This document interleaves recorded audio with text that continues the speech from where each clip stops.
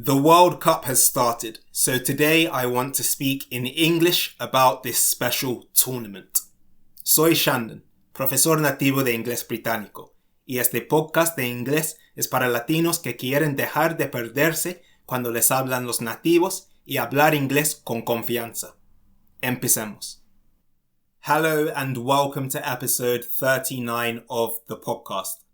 I'm happy to be here with you to help you understand British people better. So let's get started. If you're listening to this, you already know what this episode is about. This episode is about the World Cup, the biggest tournament in the world, and also the biggest sporting event in the world. It's a truly international event, and it's one of the few things that gets people from every country in the world excited. People in every country like the World Cup and like football, and it's a huge event. In today's episode, I want to give you a bit of history about the World Cup, tell you the details about the World Cup 2026, tell you what I think of the World Cup, and also give you my predictions for this year, for who I think is going to win. So let's get started. First of all, a bit of history about the World Cup. This year's World Cup is the 23rd World Cup. The first World Cup took place in 1930, 96 years ago. There was no World Cup in 1942 or 1946.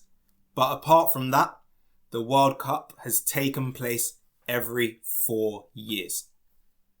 The first World Cup in 1930 was won by Uruguay, of course a South American team. And actually, only 8 teams have won the World Cup. So in all of the 22 World Cups so far, only 8 teams have ever won. 3 teams from South America, 5 teams from Europe. The 3 from South America are Brazil, Uruguay, and Argentina. The 5 from Europe are Germany, Italy, France, Spain, and England, of course, who won the World Cup in 1966. And of course, we never stop talking about this. People from England love talking about 1966 when we won the World Cup. England and Spain have each won the World Cup once. France and Uruguay have won it twice. Argentina have won it 3 times. Germany and Italy have won it 4 times. And the team that's won it most is Brazil, who have won it 5 times. The last time in 2002. So let's talk about this year's World Cup. This year, the World Cup is hosted in the United States, Canada, and Mexico. It's the first time that there have ever been 3 hosts for the World Cup. And it's only the second time that there's been more than 1 host. The other time was in 2002, when Japan and South Korea hosted the World Cup together. This year, the final will take place in New Jersey, in the US. One other thing that's new about this year's tournament is the number of teams competing. This year, for the first time, there are 48 teams competing in the World Cup. Normally, there are only 32, but this year's tournament is bigger and it's been expanded. So there are lots of teams and lots more matches. I think in total there are maybe 104 matches. I think I saw something before, but lots and lots of matches over the 6 weeks of the tournament. Europe is the continent with most teams in the tournament. There are 16 teams from Europe at this year's World Cup. And there are 8 Spanish-speaking countries at this year's World Cup. Spain, Colombia, Panama, Argentina, Uruguay, Paraguay, Ecuador, and, of course, the hosts, Mexico. This year's World Cup is a bit difficult for us in the UK. The reason I say it's difficult is that it's difficult for us to watch this year's World Cup because of the times. Since the World Cup is hosted in the US, Canada, and Mexico, all of the games are very late. So, for example, Colombia played last night, or this morning, you could say, but they played at 3 a.m., which is way too late and way too early at the same time. So it's difficult to watch the matches.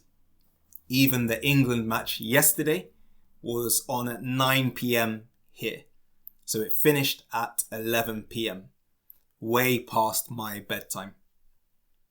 So let me give you my thoughts on the World Cup. When I was younger, I loved football. I used to watch football all the time and play football all the time.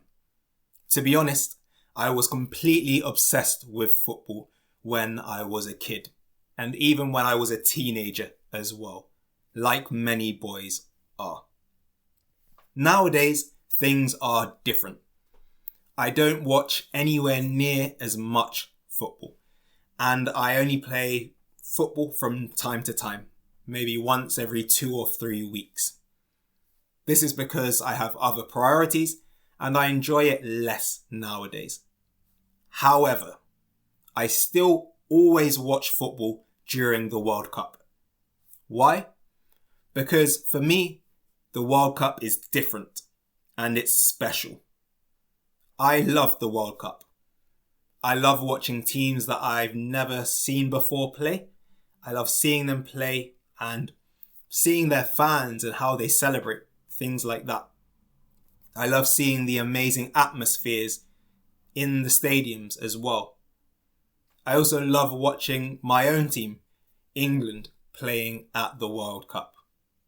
One day I would like to go to a World Cup match, but I don't want to go to an England match though, because I don't like English fans.